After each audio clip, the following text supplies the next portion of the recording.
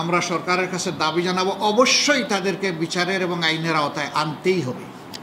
আমরা কোন সভ্যতায় বসবাস করছি?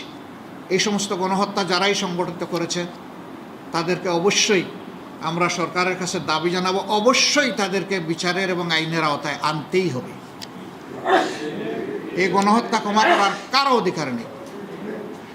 দল হিসাবে 15.5 বছর আমাদের সাথে যে বৈরিতা করা হয়েছে, আমাদের নিবন্ধন কেড়ে নেওয়া হয়েছে, অফিসগুলোতে তালা ঝুলানো হয়েছে, আমাদেরকে স্বস্তির সাথে চলতে দেওয়া হয়নি, দফায় দফায় আমাদেরকে নির্যাতন করা হয়েছে বিভিন্নভাবে, শেষ পর্যন্ত আমাদেরকে শেষ মুহূর্তে দিশাহারা সরকার নিষিদ্ধ ঘোষণা করে তারপরে তাদের কলিজা ঠান্ডা করেছে।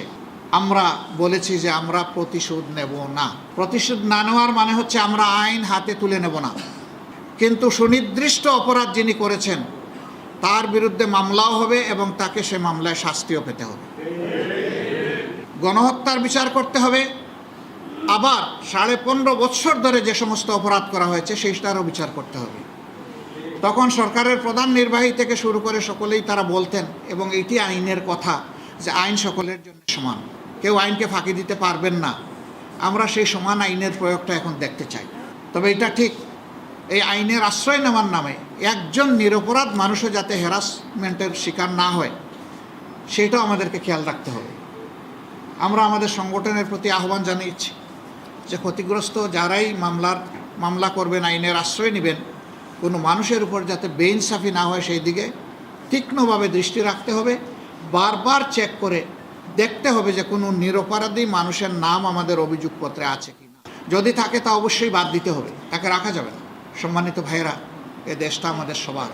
এবারকার এই আন্দোলন শুধু পুরুষের নয়, নারী পুরুষের সবার, শুধু ছাত্রদের নয়, আপামর জনতার। সে আন্দোলনে রাজনৈতিক দল যেমন সম্পৃক্ত হয়েছিল, সিভিল সোসাইটিও সম্পৃক্ত হয়েছে, শিল্পী সমাজ সম্পৃক্ত হয়েছে, শিক্ষকরা নেমে এসেছেন, একেবারে কেজি স্কুল থেকে শুরু করে বিশ্ববিদ্যালয় পর্যন্ত রাস্তায় নেমে এসেছেন। গৃহিণী যাদেরকে বলা হয়, ঘরের আমাদের মা বোনেরা, কেউ বাকি ছিলেন না। ঠিক সমান তালে দেশবাসীর সাথে এই আন্দোলনে প্রবাসে যারা বাংলাদেশিরা ছিলেন তারা অংশগ্রহণ করেছে। তারা অংশগ্রহণ করতে গিয়ে নিগ্রহের শিকারে পরিণত হয়েছে।